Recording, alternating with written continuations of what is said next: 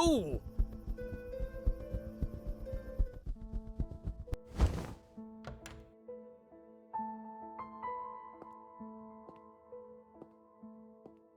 Ah, I was hoping you'd stop by. Look, Kirill is cheating. I know that for certain now. I knew it. My hand was a sure thing. That's why I thought it was safe to bet the book. No way he could have beaten me fairly.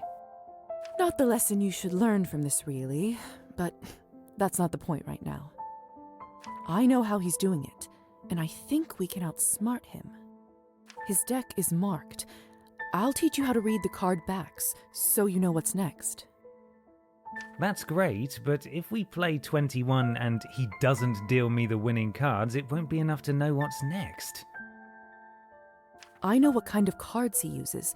I'll just buy a fresh deck with identical backs and mark them the same way. If you give me the signal for which card you need, I should be able to swap it with one of yours and switch them back later. That's... damn. That's genius. But how are you going to do it without Kirill noticing? Let me worry about that. All right. If you're certain we can pull that off, that's good enough for me. I'm in. Let's do it. I can't tell you how grateful I am. How can I ever repay you? Just don't do stupid things like that again. Besides, you still owe me a poem, remember? Of course. I promise it will be worth it. It better be.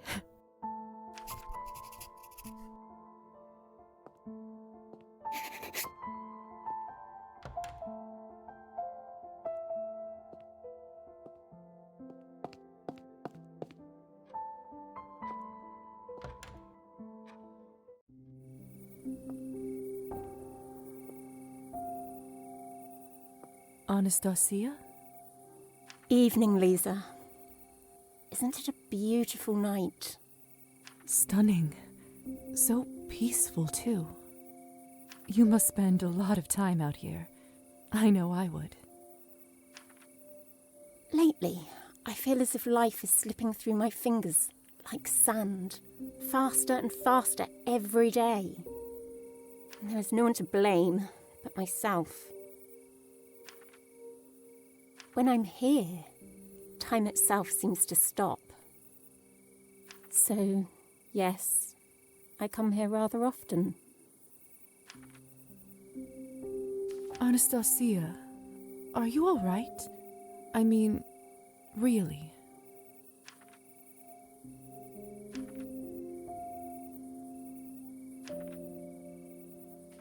I've been meaning to ask, back when you were fighting the kitchen fire, was that a swear word I heard from you? Being married to a man like Evgeny will do that to you. You're not so prim and proper after all. I suppose I'm not, really. About that moment, Liza, may I confess something to you? Of course. I told you a lie earlier, and it's been bothering me ever since. Before the fire started, I never actually left the kitchen. Not physically, at least. Oh, well, that's not nearly as scandalous of a lie as I expected. I suppose not. But it still didn't feel right to lie to my friend. A friend? But what happened then, if you don't mind me asking? It's rather embarrassing. Do you promise not to laugh? I will absolutely not make such a promise. Fine. Well, I was sitting by the window and listening to a bird song outside. It was so beautiful that I started to compose a piece in my head. And before I knew it, I had a whole bird orchestra playing a concert.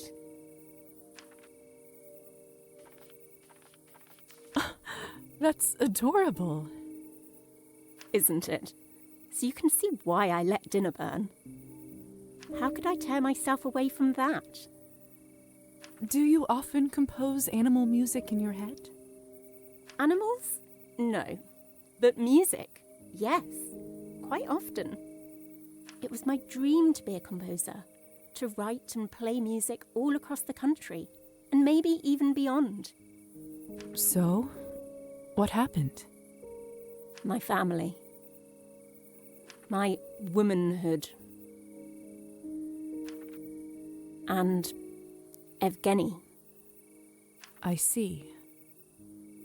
Do you not still dream of living that life? Of course I do. I just described a bird orchestra to you. But it's not meant to be, and I've come to terms with it.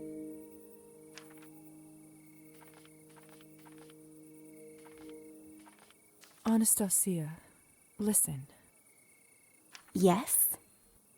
Lord knows you're going through a rough time, but this too shall pass. You are too talented to abandon your dream just like that. I want you to promise me that you will pursue it. You owe it to the world, to me, and most importantly, to yourself. All right, I promise. But I'm only doing it because you begged. I'll take it. And whenever you feel like you do tonight, I'll be there to comfort you. Thank you, Liza. That means the world. You've been such a comfort to me tonight. I wish the night didn't have to end, but it's getting late. I'm afraid I have to go to bed. Tomorrow will be a difficult day. Of course. Rest well. I'll see you soon. Please do.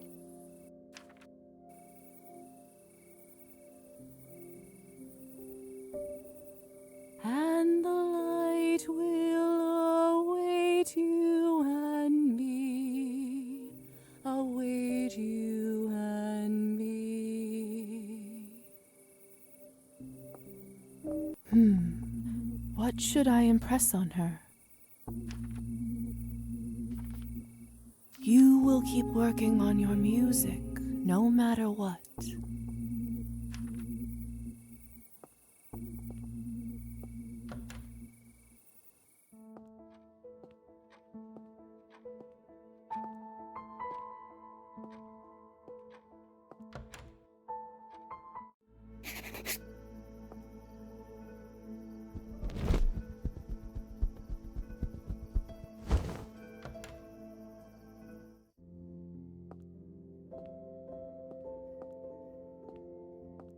Liza, what a lovely surprise.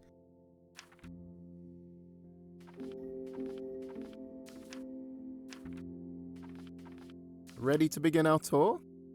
I am beholden to your knowledge. Let us go then.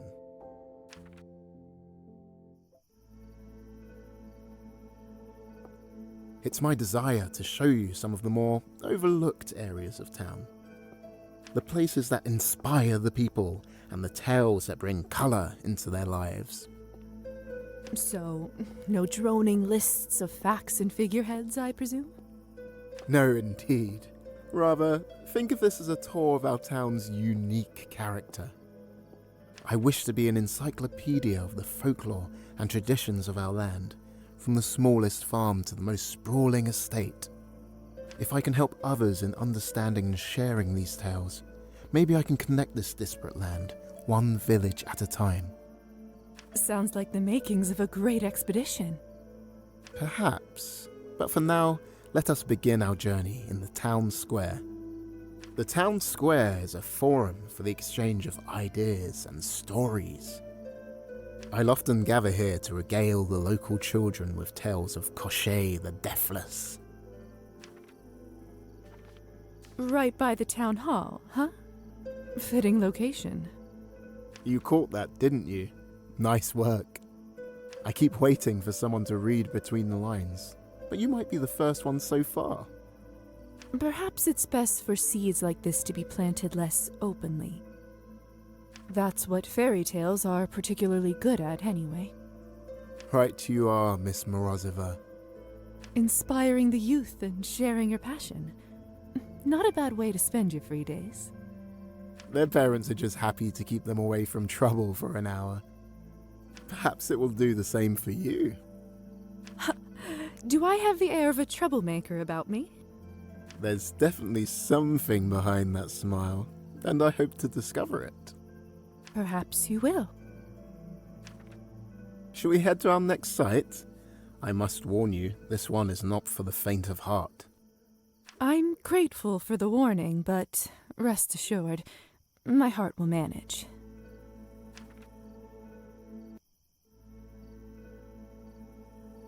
Welcome to the graveyard. Oh, drat. The gate is locked. There must be a way in. I suppose I can tell my tale from here.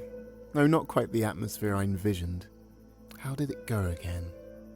Why don't you take a few minutes to remember, and I'll see if there's another way in. Good idea. I'm a little rusty with this one.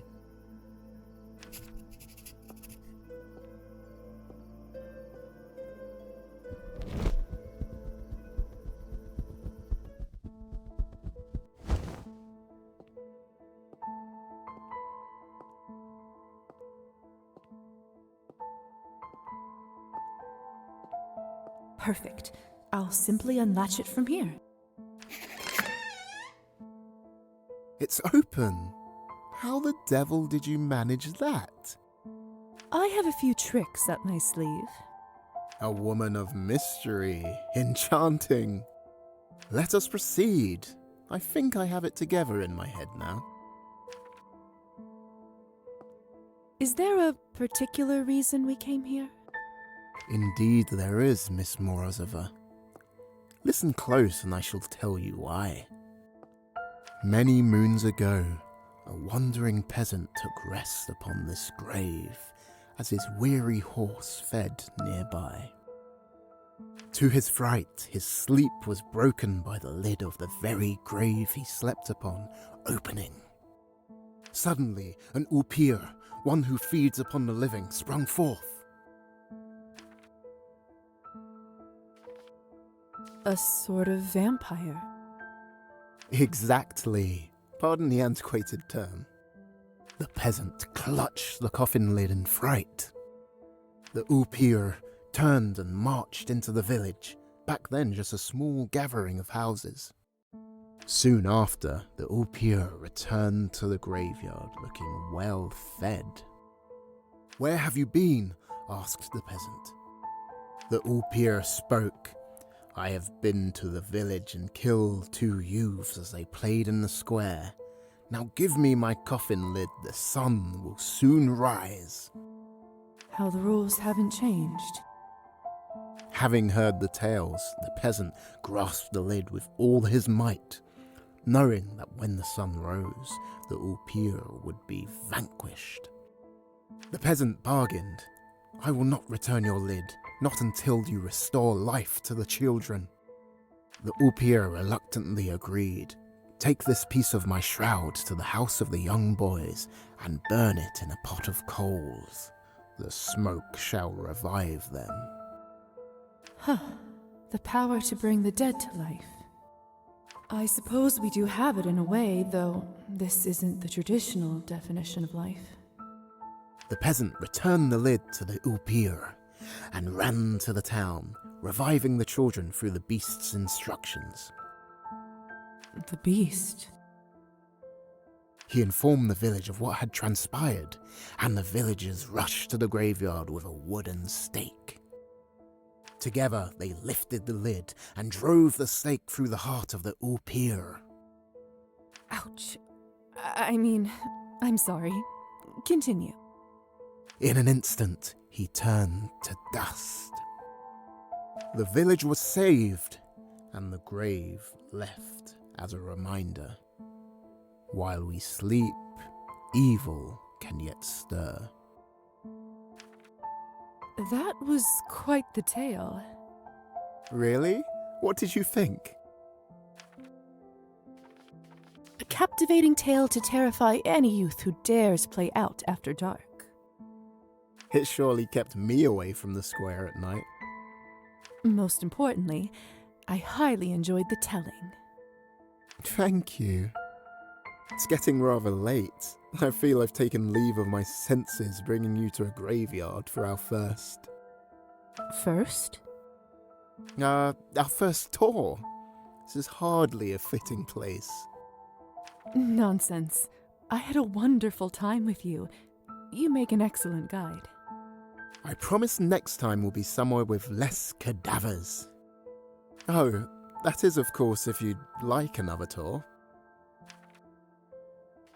I would like that very much. Thank you, Roman. You are very welcome. Until next time.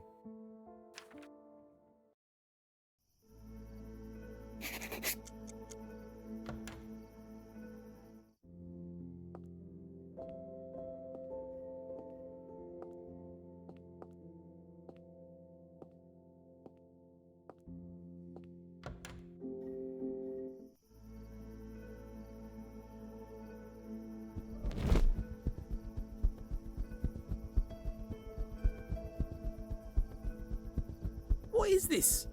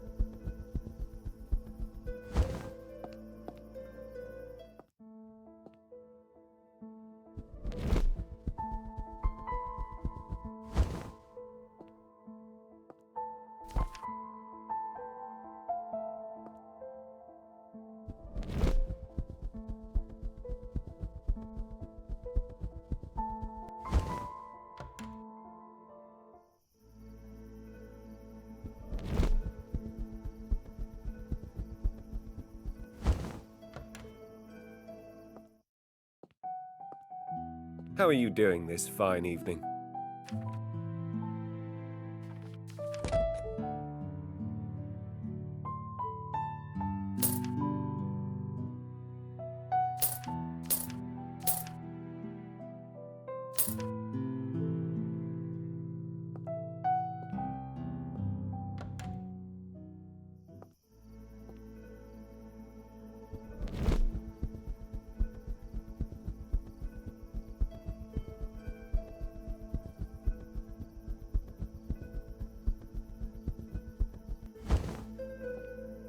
Locked. I should try again earlier in the day.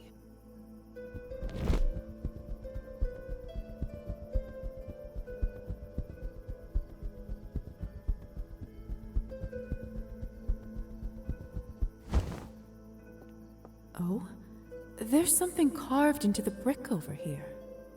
A crude rendition of a head next to the name Antonina. Is this one of the clues from Arbin's riddle?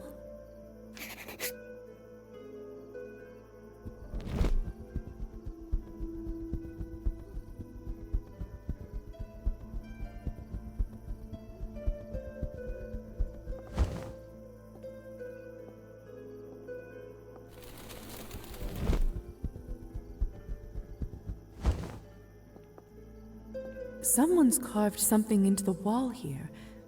Better hope the minister doesn't find out.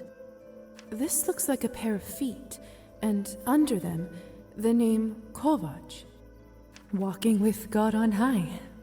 I don't feel particularly holy, but that must be one of Arbin's riddle answers.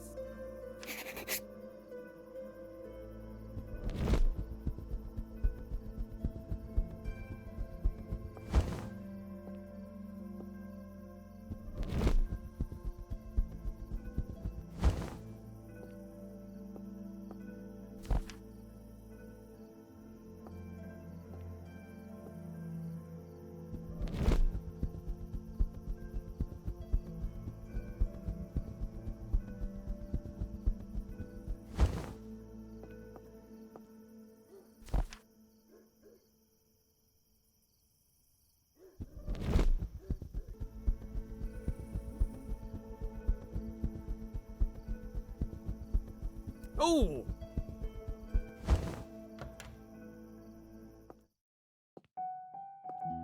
How are you doing this fine evening?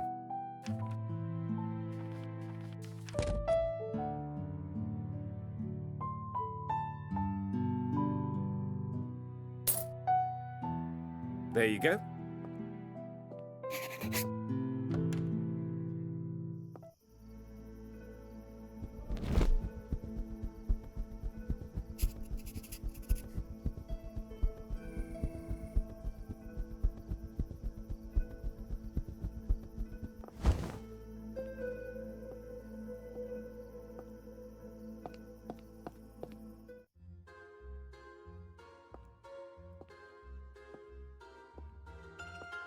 To what do I owe the pleasure, Miss Morozova?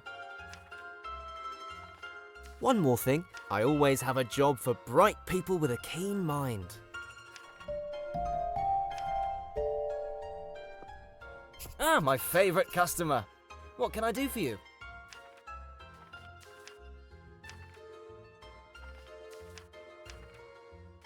Have the most...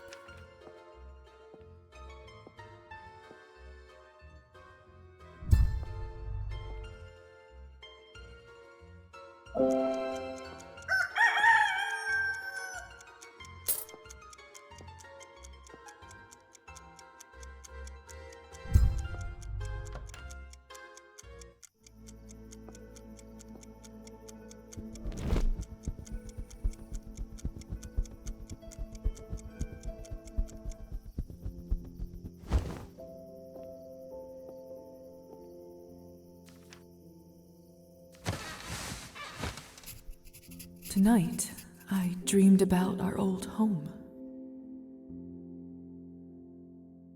The one we lived in before we moved into a shabby flat on the outskirts of the town. I dreamed of the tiny room Kolya and I used to share, my dolls and his toy horse. Of an old wooden table where my mother and I used to make vareniki out of fresh dough. Of the old grandfather clock that we had to sell to the pawn shop, and the ticking I couldn't sleep without for weeks. Of the windowsill where little Kolya used to sit for hours on end, waiting for father to come home from a vodka bar. I dreamed of the day Kolya asked me, why do grown-ups even drink something so repulsive? It was a surprisingly difficult question. I didn't know what to say back then. I think I might have an answer now.